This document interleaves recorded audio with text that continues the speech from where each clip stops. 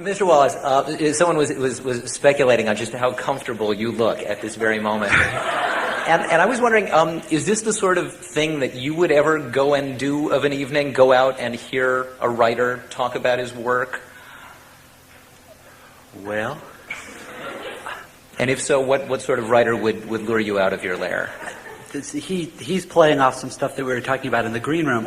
There's a part of me that doesn't get this in a very nice way, but I have friends who would not cross the street to hear me converse about some stuff. I had mentioned to David that one of the few writers that I thought I would probably actually get in the car and go listen to would be Don DeLillo, but then it occurred to me, I don't know how it is for other people, when I really like a writer, I sort of, there's a voice of that writer in my head, and a couple of times that I've heard actual living writers I admired speak, it kind of messed me up, because I like having that page voice in my head, and then the real writer is, phlegmy or lisps or does all those kind of human things, and it ends up kind of being a distraction. Do you write with an eye toward creating a voice in your readers' heads that in the same way that it sounds as if you expect writers to do for you? I think probably that's a cunning question. I think probably most people who write seriously write in order to create in other people the effects that they treasure in themselves when they read. So to an extent, yes. At the same time, for instance, when I found out what this venue was going to be, part of me was consumed with dread, and the other part of me was kind of relieved, because reading out loud for me, I realize every single time that stuff I do isn't really meant to be read out loud. It doesn't really conform to the breath very well. So I think there... Well, all right, yes. But it's not... Now they... That's certainly appreciated. It's not just a matter of length. I think it has to do with a certain sort of headlong, kind of anxious quality that without the need for breathing or syllabization or anything like that lives a lot better on the page than it does outside. I think when I'm writing sentences, the biggest thing I'm trying to do is make it kind of, particularly because a lot of the stuff that I do is hard, like it's hard to read, is to make it intimate somehow, so the reader sounds like somebody's sort of talking to him. Although that makes no sense, because I just mentioned that it doesn't work out loud. So, well, I think I know what you mean. This is a chilling example of what this is going to be like. Well, no, there's a certain quality I get when I'm reading you, as if you're writing at the very speed of thought. As if I'm sort of following a thought in motion, and I wonder, do you write quickly? Do you write? I mean, if you say it's hard to read, is it hard to write as you do? The fact of the matter is no, I don't write quickly at all, and the stuff goes through draft after draft after draft. Although I know when it gets to a point where it sounds real to me, part of the realness of it has to do with speed. And being a little bit of a control freak about how fast the reader's reading stuff, wanting some stuff to be read fairly slowly and to have a kind of echoey resonance to it, and other stuff to seem breathless and headlong and kind of speedy. And what techniques do you use to make a reader read slower or faster? I think probably the easiest one is just how long the sentences are. Like if you can have a sentence that's kind of a run-on, but you can do the grammar of it such that the reader never gets lost, but also never really quite gets to stop, then you get that kind of breathless quality. The trick with that is you can do a little bit of that, and at least for me, it's cool. You do too much of it, and the reader gets fatigued and kind of pissed off. And so there's a certain matter of varying speeds. I don't know. People talk about the metrics of poetry a whole lot, and there's no language for this as far as I know of. I don't know how people talk about the complexity and kind of in terms of the physics of reading, the rapidity with which you read and process sentences. Do you find that prose is metrical too? I mean, do you think in terms of stress and lack of stress, or ending with hard K sounds, or I mean, are you writing? And I guess that would suggest that you're writing as if you want to be read aloud, and you're just on record as yeah. I mean, it's weird. We can assume that a certain percentage probably of the people here also write. When you're writing stuff, you get to a point it just sounds right, and I think some of the way it sounds right is there's a certain drum beat to it, but I don't think I don't know very much about writing poetry, but I think poets are far more intentional in terms of like thinking metrically about that stuff. At least in my experience with fiction, it's much more just kind of does it sound okay? How old were you when you wrote your last poem? I won $50 in 7th grade for a poem that a 4-page A-B poem about a polluted creek in my hometown, and chilling. I can still remember huge parts of it. It was really awful, and got to read it on television on a break during the early show. And anyway, the point is that's the last thing. That's people probably are not interested in hearing. No. Somewhere in the audience, there's somebody who's tracking down that kinescope tomorrow. Yeah, it would have been into like 72, 73, Champaign, Illinois. Yeah, Champaign, Illinois, the early show. I wouldn't be looking for any kind of early promise. Someone could probably make more than $50 just like trying to promise to keep the amount that I would give them. Yes. In order not to. Yeah, that's food for thought. Another thing that occurred to me about the occasional longish sentence that people come across in your work is that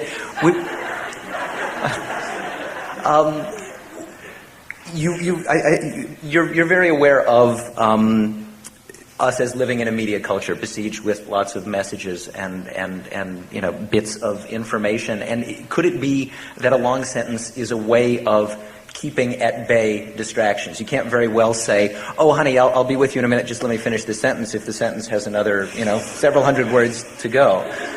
Is there any deliberation involved in that, conceivably, or? The sexy thing to say would be yes. See, here's what's weird about a forum like this, and we talked about this a few days ago down in LA, is you do something, and a year after you're completely sick of it is when you go around and you talk about it. And I could say, you know what, that sounds really plausible to me, and we could riff about that a certain amount. The fact of the matter is that writing the stuff for me is so much less sophisticated and primitive. So much of it goes by ear or stomach, and I think to the extent that I'm interested in like attention and fragmentation, it has way more to do with the way things are structured or not structured or divided up or having different facets. The sentence thing, I think, has a whole lot to do with the fact that like a lot of people.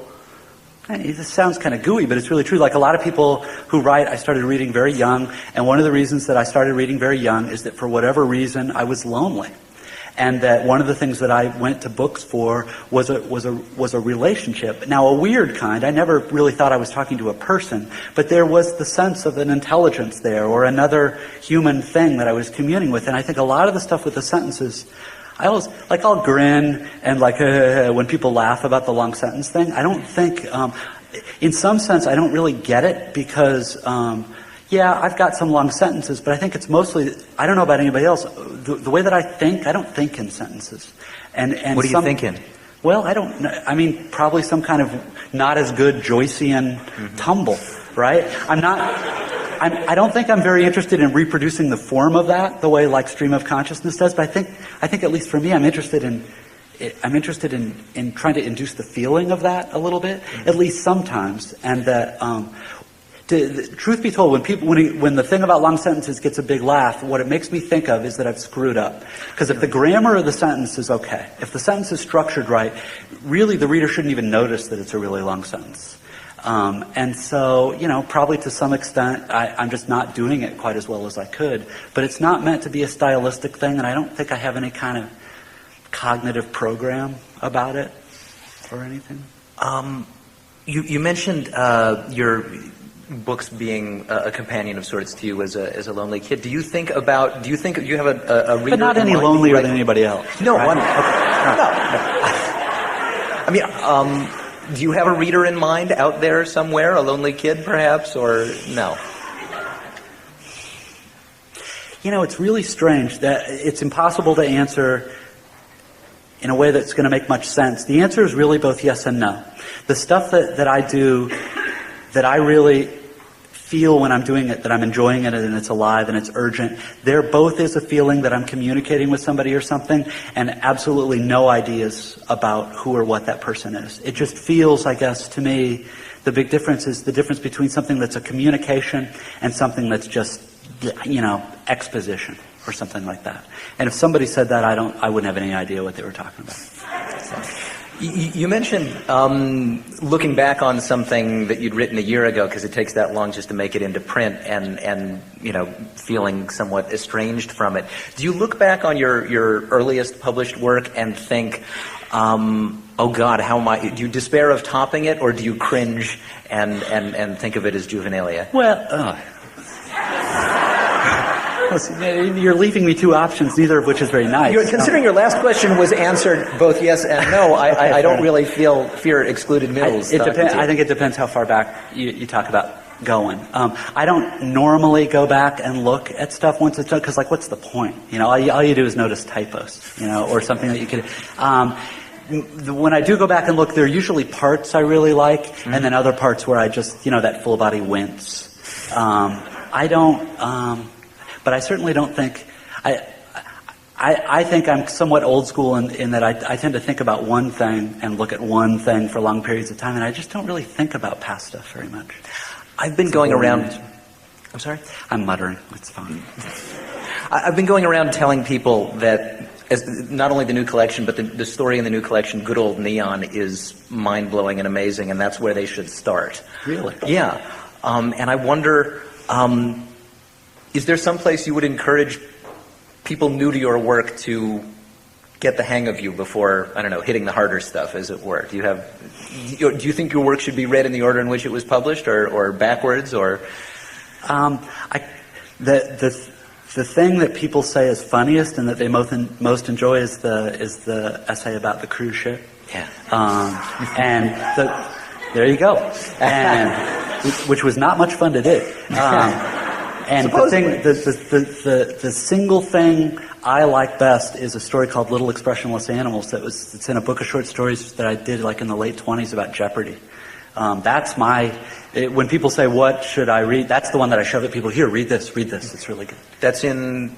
Oh, how nice of you to hold the book up. Well, I want to make sure it's the right one before I hold it all the way up. Yeah, yes, Girl with Curious Hair. Which is literally juvenilia. So... you mentioned your nonfiction, and certainly a whole lot of people, myself included, adore your nonfiction. Either I'm looking in the wrong places or I haven't seen much of it lately. Are you taking some time off from that?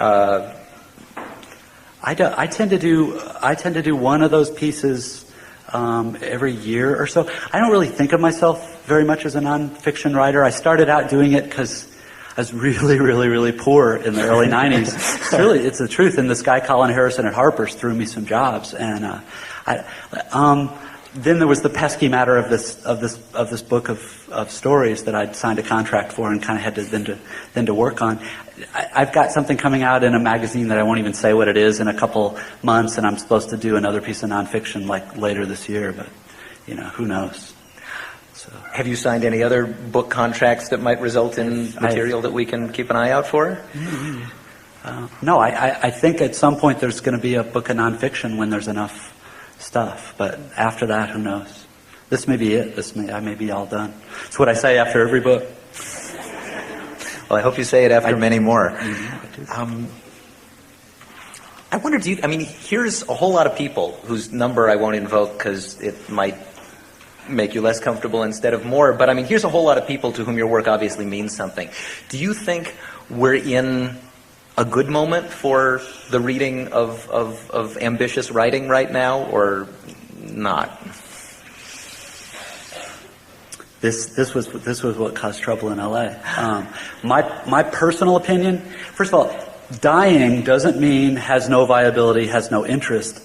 My personal opinion is that literary fiction is sort of like poetry, dying a little bit as a cultural force, mainly just because everything from movies to television to the internet is so changing the way people apportion their attention aesthetically, that the kind of deep sit in a totally quiet room, immerse yourself in one thing for a long period of time is going to become very alien to almost everybody except those who have a whole lot of training in it, which you usually get at a hard-ass college. And so, no, I think demographically, commercially, it's not a very good time for it, but I think that doesn't mean it's not a good time for it artistically.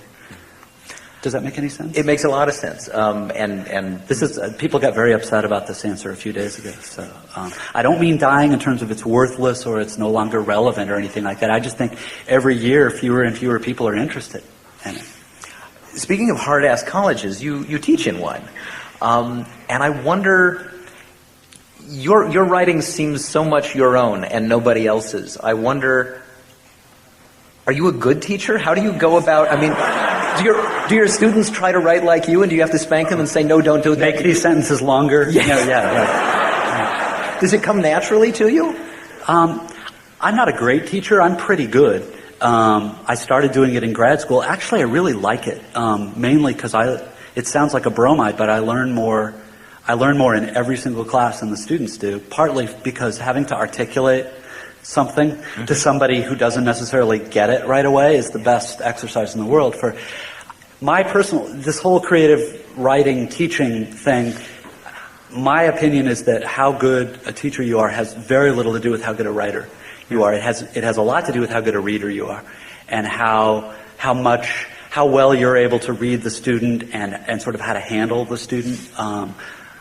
So not how good a reader you are of literature, but how good a reader you are of people. Well, this is going to sound really nasty, but when you're teaching undergrads, they're not generating literature. Most of them are coming out of a high school experience where they're taught a model of writing that's fundamentally expressive. That is, we want you to write, therefore anything you do is good. This is good because you did it. Yeah. And, well, I mean, I'm making it sound cruder than it is, but it's a big problem, especially actually with bright undergraduates, is shifting them from a mode of expressive writing where it's good just because, where every reader's your mom, right?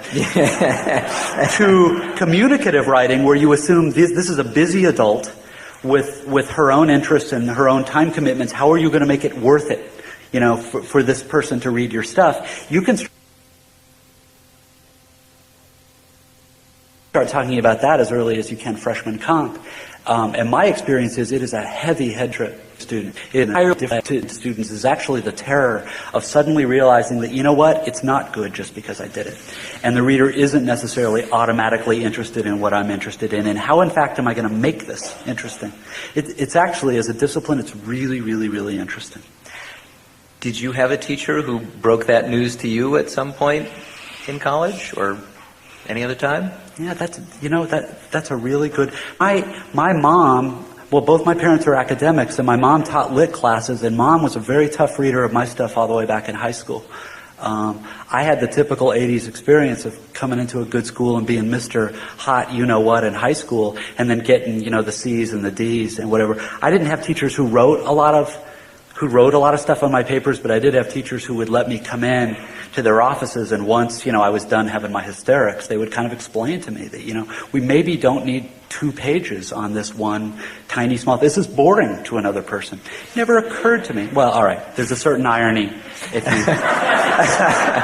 Well, I was wondering about that. I mean, part of what a teacher of undergraduates must have to say to his students is don't be self-conscious like that if you can help it. And self-consciousness is not only, to some extent, a habit of yours, but a theme of yours, a subject of yours. I don't know that there's anything wrong with self-consciousness. The trick with students is to make them realize that the consciousness they're conscious of is simultaneously less and more interesting than they think it is, right?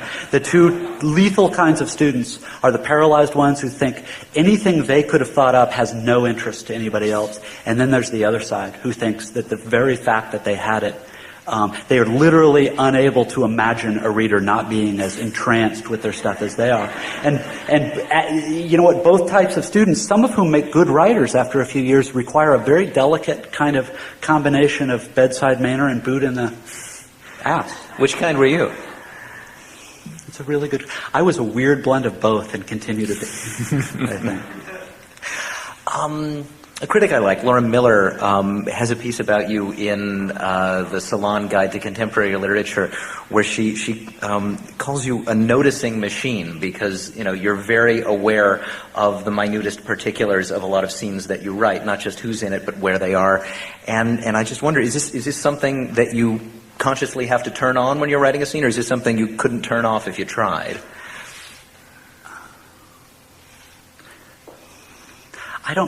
See, that's feel free to I don't contest the description. It's we were talking about this too in the green. This is one of those questions that's fascinating. I don't know how to answer it because I don't know what anybody else's noticing machine is like. I do know that it's been pointed out to me that I'm really good at noticing visual stuff and sometimes sound stuff. I'm not very good at noticing tastes and smells. And I've had people say, "Have you noticed that there's like 3 mentions of food in your entire thing?" So that I just think I have my particular. I have my particular wiring. I know that one of the things that's very, very hard for me about nonfiction is that there's just so much freaking real stuff in any scene, whereas in fiction you're really pulling it out of nothing, and you choose how much stuff is there. So, but you're not choosing among a pre-existing array of Not unless I'm deeply out of touch with what's really. kind of. When you go from draft to draft, do you find the work getting progressively simpler or progressively more complex? It differs piece by piece. I just have a very mechanistic routine that I go through, and as I go through it, some pieces get longer, some get shorter, some get more involved, some get less involved. Mm-hmm. Some quit breathing, turn blue, and go in a trunk. So it never to return, or I have lots of trunks. But a trunk and not a fireplace, never right? to return, because a lot of the stuff just isn't very good. I mean, it's just. Do you ever worry that you have your aesthetics backwards and the stuff you're putting in the trunk is better than the stuff you're publishing, or you're more confident than that at this point? Or perhaps I shouldn't have broached the possibility. A lot of the stuff, I don't know how it is for other people. A lot of stuff that goes in the trunk is stuff I so know that it's stopped breathing and turned blue that I don't finish it. Sometimes it just almost kind of stops in mid-sentence. No, I don't worry about that very much. I worry, of course, that stuff that's been put out there really ought to have gone in the trunk, but rarely the other way around. So. Do you have any stupid self-imposed writing rules that you wish you'd maybe even never heard or developed, but you're a prisoner of them? You write for a living. What would you say in answer to that question? I would say I wish nobody had ever told me that the passive voice or the linking verb is bad, because I know why they say that, and at a certain level I agree with it, but knowing that isn't worth the knots I tie myself up in trying to avoid it. Yeah. Well, you could say, most of the rules, I would say, no, and this is one way that being a teacher helps, is that these sorts of rules, don't split an infinitive wide, all that kind, from the most Neanderthal to, these are guidelines, and one of the tricky things with students is up to a certain point, you tell them those rules and it makes their writing better, but if they let those rules become a cage, then it really starts hurting them. And so you sort of, I think, have to know kind of when to abide by them and when not. The thing with fiction, though, is particularly if you've got a voice that's a human being, often the way characters deviate from certain rules or at least guidelines is part of their character, or at least the texture of their thoughts. So then it gets really weird. Then you're choosing kind of which rules to flout. And if you're flouting them in certain places, then you've got to flout them elsewhere. And copy editors just kick your ass about it because they'll find inconsistencies.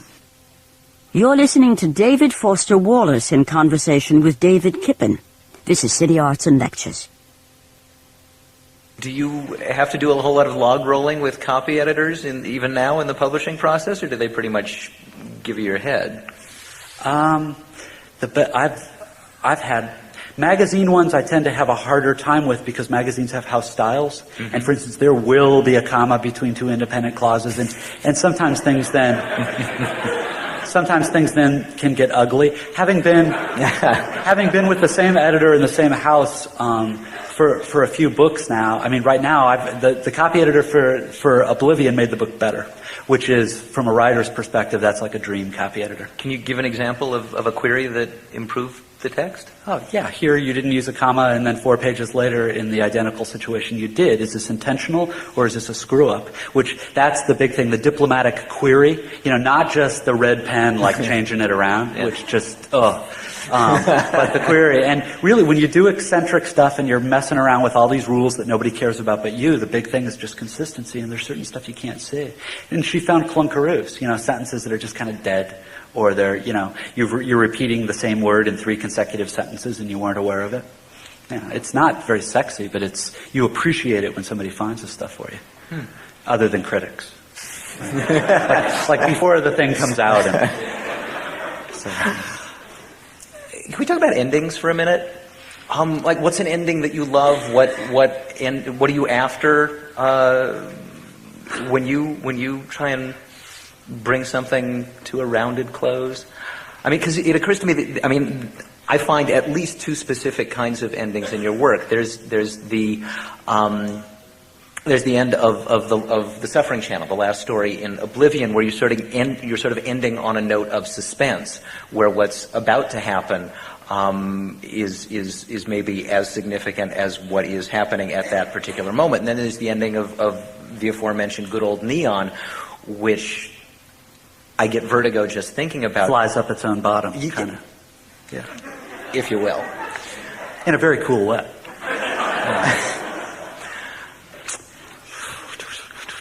I mean, are you the sort of writer who starts with an end in view, or does it take shape as you go along? And I realize these are no, hard things to talk about. It's a good sign of whether something's alive or not. That if 2/3 of the way through, you don't have a fairly good idea of how it's going to end, not just plot wise, but in terms of pitch, then the chances are the thing's dead. I know that I don't. To some extent, I think I'm like a lot of other people my age, is I've grown up with so much narrative, and so much of it is televised and cinematic and commercial. And there's nothing wrong with commercial, but it tends to be very tight, Freytag's triangle thing. And I don't know, what is that? Oh, what is that? Does anybody know this? It looks like a triangle with kind of a little, erection at the end of it. And you start out with exposition, then you've got your rising action, then you've got your first complication, then you've got your climax. I mean, there is something kind of prurient about the whole thing, and then you've got your denouement. That it's this, somebody applied it to Greek tragedy. I guess my point is there's a lot of I'd say conventional plot stuff in terms of the movement of that stuff that's been a little bit ruined for me, because I've seen it so much, and a whole lot of it is somewhat packaged, that I think one of the things that I like, one of the things that's in my stomach is that I don't like the stuff I'm doing to end the way things that are mainly commercial have ended, which is not very sophisticated. Really, it's just recoiling in the other direction from something. But I know that one of the reasons I have weird endings is that you're tight, good, meaningful climax with the big incident that the whole thing's been leading up to, and we see that incident and their implications, and then at the end everybody's having dinner together and laughing. The Quinn Martin production arc has been ruined for me, just because I've experienced too much of it as a recipient. So is that halfway interesting? Oh yeah. Okay. Does it make it hard for you to watch television or movies at this point, or it's just in your own work where you can't abide? I don't watch that much TV. Well, TV is very different now. Like, what did we watch the other? Venom ER. I mean, the TV I'm talking about is the TV that I watched up till about my 30s, which was much more of these dramas. TV now is that stuff in a blender. But there's a part of me, I don't like it when I read, but I'm happy to sit in a movie theater in front of a big, lush, hoary corporate entertainment and just be immersed by and I kind of know what's going to happen, and I know how long the car chase is going to be, and I know the villain's going to take his 5 minutes to gloat before he pulls the trigger, and so be able to be killed. And for some reason, and I have smart friends who don't like that, but when I'm sitting passive looking at a screen, I don't mind that. But when I'm reading, I do. It just makes my stomach hurt. It feels false to me. Why that is probably something psychological about me that's not very interesting. Another thing I noticed from story to story is your fondness for what I guess we'd call a cinematic technique, which is namely cross-cutting. Oftentimes you'll set up two discrete either physical areas or two discrete characters and have them converge toward the end. Is that something that you're mindful of? I'm thinking of certainly Infinite Jest, where you've got the Tennis Academy, and then down the road you've got the... When you say that, the person I think of most is Rick Powers, all of whose books have this binary structure, and they move to... I know I like cross-cutting in different characters only because part of it is, I think, the TV thing is so acculturated to think of the main character as me, and all you've got is this one main character, and everybody else is kind of a figurant or a secondary, that I like it far more to have different things happening at the same time and have sort of communities in the piece rather than just one main character. I don't think that's aesthetic. Again, I think that's some weird psychological thing. It's just yummier to me. I like reading that kind of stuff better, and I like writing it better. I'm glad you brought up character, because I think it's something you don't get enough credit for. I mean, you mentioned, for the benefit of radio listeners, the interviewee is sitting up straight and looking rather pleased with himself. He's preening. Okay. But I mean, your characters are not mouthpieces for you. And I wonder how you slip into them. There are people who suggest that they are mouthpieces for me. Well, no one that I would give the time of day to, but I wouldn't say that. I would say more that one thing I really appreciate about your work is that, you know, there are multiple discrete characters in them, none of whom seem to preempt the others. I mean, you seem to give subsidiary characters their due rather than... The only honest thing I can think of to say is that the character thing is another good sign of whether something's alive or not. There is, and again, it sounds kind of woo-woo. If the thing that you're working on starts to come to life, the big symptom of that is that the character starts to come to life, and you're no longer kind of having to try to imagine what they would think or what they would say. And there are times where at least some of them begin to seem like they start talking, and that you're more. And it doesn't happen to me very often, and I think there are some writers who every single thing they do is this kind of mystical. Well, people who do very, very, very, very, very character-based stuff. You know, it's hard to imagine Alice Munro not hearing, you know, what the characters are saying. They don't. My characters, to me, except for a few, always seem a little contrived, but that's because I remember contriving them. Right? So, do you feel inferior to Alice Munro because you admire this trait of hers, or do you feel like you go ahead? I mean, are there writers who demoralize you? Well, see, no. The short answer is yes, but then that's not very interesting. Here's another interesting thing about teaching: is that when I was a student, like in the early '80s, especially in grad school, there was this big split between your capital R realism, with a huge emphasis on character, right? 3D characters, and then there was your more experimental avant-garde stuff that came out of Gaddis and Pynchon and all those. And there were those of us who were really into the experimental camp, and the profs in grad school really didn't like us, because they were all from the realistic character camp. And the big thing they would keep saying is, you know, this is mildly interesting, but it seems clever in front of the head to me. It's not, right, I get it, but I'm not fully engaged, because you don't really have full believable characters. And, over beers afterwards, a lot of us would agree on how benighted and behind the times they were and talk about it. The older one gets, I now find myself saying I will have very, very smart students who can set up terrific little clever scenarios, and I will say to them and mean it, this is really clever and cool. It's lacking a certain urgency or authenticity that for me would exist if I gave a flaming damn about any of these characters, if any of them seemed even remotely human to me. And it's sort of like, you know, becoming your dad or whatever. But I also think that as I've gotten older, one of the things I've been able to see is that some of the quote-unquote postmodernists, you know, from really Nabokov on down, one of the reasons that they're magical and that they're giants is that they're not only doing really smart, cool stuff, they've actually got characters who are absolutely alive in 3D and in whom I'm able to invest emotion without any of the regular tricks, and they are tricks of classic realism.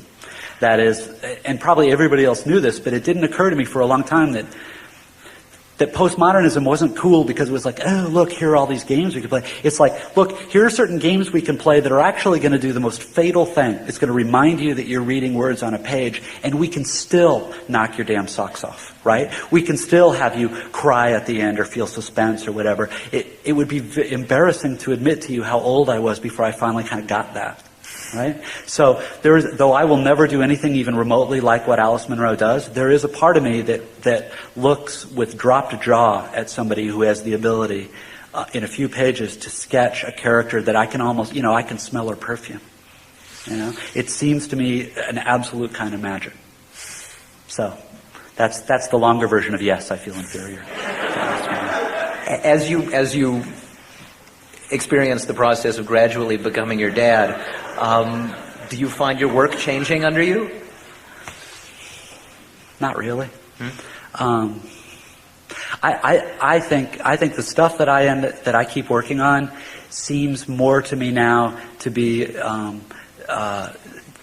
moving to me rather than funny. I think, and I don't know that the two are incompatible, but I know that at least the first couple of books, the primary thing was, can I make myself laugh so hard that I fall out of the chair? And though I still appreciate that, the stories that really kind of engage me now and that I end up putting through all the drafts are usually ones that they're not sad in a boohoo reach for the Kleenex way, but they seem a little sadder to me.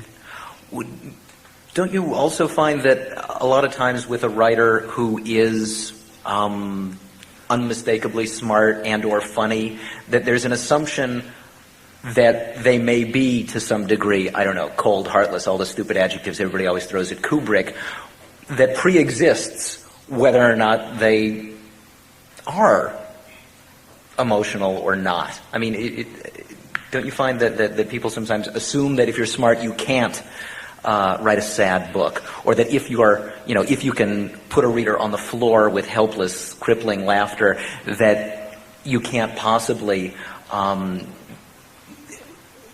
know how to move a reader? I don't.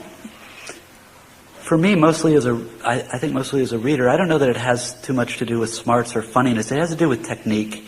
People who are, Kubrick's a fantastic technician. The problem with, which is good, and I would say if there's one thing, I think I'm a good technician. The problem with technique is that it calls attention to itself, and whatever calls attention to itself is going to assume the most weight in the piece, right? And so my fantasy would be to be able to have something that's utterly overt and heavy about technique, but also has the same emotional punch as like classical art realism, right? Where a lot of the techniques in realism are really meant to make technique covert and create the illusion that this is some kind of window onto something real, right? That to me, again, I think more from just growing up with a lot of TV, it doesn't feel cool to me. It doesn't feel urgent or like it's worth my time doing. On the other hand, doing stuff where there's a lot of investment in technique does make it harder. It will not, the reader's only got a finite amount of attention, right? And if the technique is calling to itself, that's less attention to pay to the characters, their plight, the way in which the characters are like you, the resonances you have for them. And so it's a little bit of a math problem. The perfect thing would be both technically brilliant and would also it would be so sad it would make you jump off a bridge. Right? That would be the perfect thing, but that's a star that you steer by. It's not necessarily kill you or something. But would have both a full intellectual aesthetic and a absolutely full emotional effect. This is a vaguely dumb question, but when you say a full emotional effect, you were just talking about sadness. Is there a presumption there that sadness is somehow fuller than a different or opposite emotional effect? Yeah, that's a really good question. It seems to me at 42 that the older one gets, the more autumnal one gets, and that what gives a lot of emotions its resonance is a sense of finitude and a kind of bittersweetness, and it's actually quite beautiful. But it also may be that I'm just kind of sick and need some sort of medication, and that in fact joy and dancing and lightheartedness is the real thing informing all of that. I'm probably looking forward to my 50s, I would say. Well, I could certainly talk to you all day, but I bet there's other people who are nice segue. Waiting for the chance. You just complimented me on a question. You think I'm going to risk another question after that? You've got another thing. It's not a problem. This young woman is moving to the center of the auditorium with a microphone, which I would encourage those of you with questions for Mr. Wallace to line up behind and have at it. And perhaps in the meantime, as we wait for people to materialize, questions for Mr. Kippen are welcome too, and we can all listen to the answers. Hello. Yes, sir. Am I on? Cool. So my question's not really about writing so much, but I saw that you had a part in this book called Signifying Rapper about hip-hop, and I want to know if you're a fan of hip-hop, and if so, what hip-hop you listen to. Now? Yeah, now. I was just in a car with 4 other people, all of whom are so much more conversant with the hip-hop scene than I. That book was written in like 89, and my roommate and I were listening to huge amounts of Public Enemy, NWA, De La Soul, and Schoolie D. These are still hip? That was a hip thing, I said? Oh, yeah. You think these people are hip? Well, those Because are my classics, sense is that these are that they've long since. I mean, my editor had to explain to me that Dr. Dre had actually gone on to be a big. There was this complete immersion for about 6 months, and then and then it was in copy editing, and I went back to listening to the Carpenters. So you don't listen to any new hip hop that's come out hasn't caught your ear at all? I'm sorry? Nothing new that's come out has caught you at all? It really depends what you call hip hop. I mean, I had always sort of sneered at Eminem, Right. and then somebody actually played an Eminem album for me, and I was like, my God, this stuff's really good. Who would have thought that the dinner table thing would come? I essentially listened to the same music I listened to in 1984. I'm not very sophisticated about it. There are certain things I like, and no, I won't mention a single title, that I just listen to over and over and over and over and over again. And I'm sorry, I'm sure that's disappointing. Do you write? That's fine. I'm sorry? Do you write with music on? No. No. I do, however, edit with music on. You do what? I edit with music on. Really? Yeah. Anything in particular? With words or without? No. Can we have another question? Hi. What do you think of Pomona College? Could we narrow that a bit? I was trying to make it as simple as possible, but I'm very curious. I attended Pomona, and so I wanted to know how you feel about it. Pomona is a little, small liberal arts college in Claremont. It's one of these 5 Claremont colleges. I'm trying to figure out a way to answer this where it's of marginal interest to people other than you and me. I went to a school in Massachusetts that was a lot like that. And like really good faculty, high faculty-student ratio, unbelievably expensive. It was a very good school. It was very intense, and people were very uptight. One of the things that I'm most amazed, the kids at Pomona are really smart. They also seem, unless somebody's running a huge, they're keeping all the people like me locked up in a closet, they seem reasonably happy and well-adjusted, and to have their priorities in order, and like to have a social life outside studies, and to be very, very, very aware that there's a world outside Claremont, and a lot of stuff that I just didn't have when I was in college. So for the most part, with the exception of, 1 or 2 students, and there's a couple all the time who, you want to beat to death, I like them very much, and would actually recommend the family friends who have kids coming up on college age. I've become like a little booster. I wear a little sweatshirt and stuff. It's quite something. We have another question. Hi. You were talking earlier about how you jump into your writing routine or your editing routine when you go through your drafts, and I was hoping you could talk about that a little bit, what you go through. Can I just ask why? Why are you interested? Well, of course. I finished something, and I want to, I'm working on the draft of my big first novel, and I just kind of wanted to hear what you do. You're not going to be interested in this. I do the first draft longhand. The second draft I rewrite longhand on a clipboard. Then I type it once. Then I retype it. Then it sits for at least a week or 2, and I redo it, and then I type it again. And not computer retyping, but starting all the way at the beginning and totally retyping it off hard copy. Why, you ask? Good question. This was a routine that, one of the things about my college or the classes I took, you just had to write your ass all the time. You were writing all the time, and this was my little way for doing it. I don't think people who grew up with computers can do that, because computers, you play with the text instead of starting all over. On a typewriter, you really do have to start all over again. And for me, I have to do it like that, because otherwise I'm so scared for the first couple drafts. Like if I think they have to be anywhere close to as good as the last draft, I get so scared and full of that kind of narcissistic terror that I can't do it. So I end up trading a lot of drudgery time for the freedom to kind of be crummy in the first couple drafts. But I'm aided by I honed my little neurotic routine in the years literally before computers became ubiquitous. I was like the last 2 or 3 years when people had typewriters instead of PCs in their college room. So it will be of no help to you. Thanks anyway. Yeah. Thank you.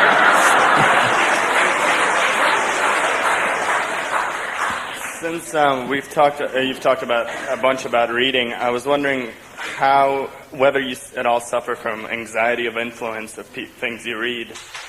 So can you explain a little bit what you mean by... Well, just whether you worry about things that you like and things that catch your ear and that strike you crawling into your own writing. Yeah, but what's wrong with that? Well, there's nothing per se wrong with it, but it is something that a lot of times people try to avoid or at least not make it or at least consciously block it. I mean, Cormac McCarthy's got this thing, books are made out of other books. Mm-hmm. I think what you're talking about is doing it and having it look like you're doing it. For instance, I know I started doing this fairly late in college, and my first trunk, the lining of my first trunk is 5 pieces that are just really bad imitations of J.D. Salinger, without my being aware that they were imitations of J.D. Salinger. I don't think there's a person alive who doesn't make their books somewhat out of other books, and particularly ones they really like. The trick is to do this enough and have enough of kind of your own stuff going on that when you're using things, you're transfiguring it and making it your own. You want a pithy thing? It's not what you lift, it's where you carry it. If you don't make it your own, somebody's going to be able to tell you snagged it. Whereas I think anything's fair game if it becomes authentically yours. Now, not, an entire text of dialogue from a copyrighted thing, right? Unless you're Kathy Acker, in which case it's very cool. So. Thank you. Another question? One of my favorite pieces of yours is the John McCain story that you did for Rolling Stone during the 2000 campaign. And I'm wondering whether you're doing any, or thinking of doing any political writing this season, or just what your thoughts are. It seems... the central concern, as I remember it, was the sort of the hunger for some kind of real honesty in the electorate and straight shooting, and it seems like that kind of went out the rear window. So what do you see as the main concerns now as you think about the election campaign? You know what? I'm hesitant to get into this for 2 reasons. One is I'm a private citizen, right? I mean, I don't have any. The other is that one of the things for me that's made the journalism of this election cycle both interesting and really upsetting is the level of savagery of it. And I'm not talking about just on one side. My problem is that the way that I feel about the current situation is so upset and so negative that I know that were I to do something, I would just be one more spittle-spewing person hopping up and down. And that right now, for whatever reason, I don't have the balance required to do it. I don't know if that makes... So you're not writing about it? Not for anybody else. More like, please God, please God. Please. Thank you. Hi, David. My name's Anton. So a lot of times when I'm finished reading one of your books, I usually check out the rest of it, and I read a lot of the blurbs. And there's one where they talk about, I guess, you reinventing American fiction. And I always wonder, I guess, what you think that means, just out of curiosity, because I like your writing, obviously. And then the other is, do you think it's an accurate description of your writing, of you as an author? I don't think it's accurate. I think it's very nice, but it's blurb speak. And blurb speak is a very special subdialect of English. That's partly hyperbole, but it's also phrases that sound really good and are very compelling in an advertorial sense, but if you think about them, they're literally meaningless. What it would mean to reinvent something.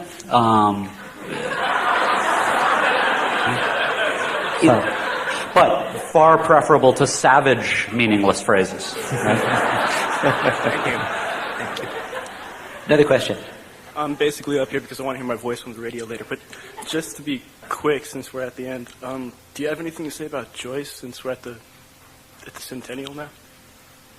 Did he inform because of you? Bloomsday? Not necessarily because, but what would, if somebody asked you that, what would you off the top of your head have to say about Joyce? I don't know, I'm not much of a well-known writer, so. But to get back to maybe another question. Like in my pro-Joyce?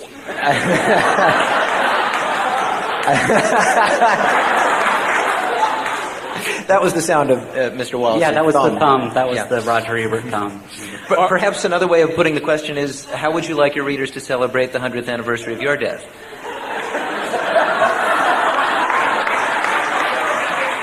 Not that Bloomsday is the 100th anniversary of Mr. Joyce's birth or Isn't death, it? but It's the 100th anniversary of really when The day he and it- Nora kind of knew each other, yes, for the first time? when they, as it were, to put matters delicately, met for the first time. Exactly.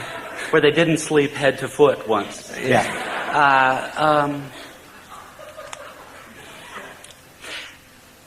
It's very, very difficult. You know, you're in college and you read these guys, right? Like the immoral guys, like Mann and Kafka and Joyce and stuff. And when you're an adolescent, you have the fantasy that maybe someday, like, you could be like that. When you're really a grown-up and somebody asks you a question like that, the most immediate response is that you want to throw up, because it would be such a travesty. The idea that I think of myself as I'm a solid part of a community of kind of young to middle-aged writers who are doing some fairly interesting stuff in America, but there are exciting things about the book right now. I don't think there's a single writer right now, probably because the period isn't right for it, who's going to be anything like of the stature of these guys. And you know what? That's just the flat-out truth. So the idea of anybody celebrating any particular, yeah. Anyway, so I've said that part. So I'm sorry, that's a lame way to end, but that's the. Ladies and gentlemen, don't make him wait 100 years. David Foster Wallace.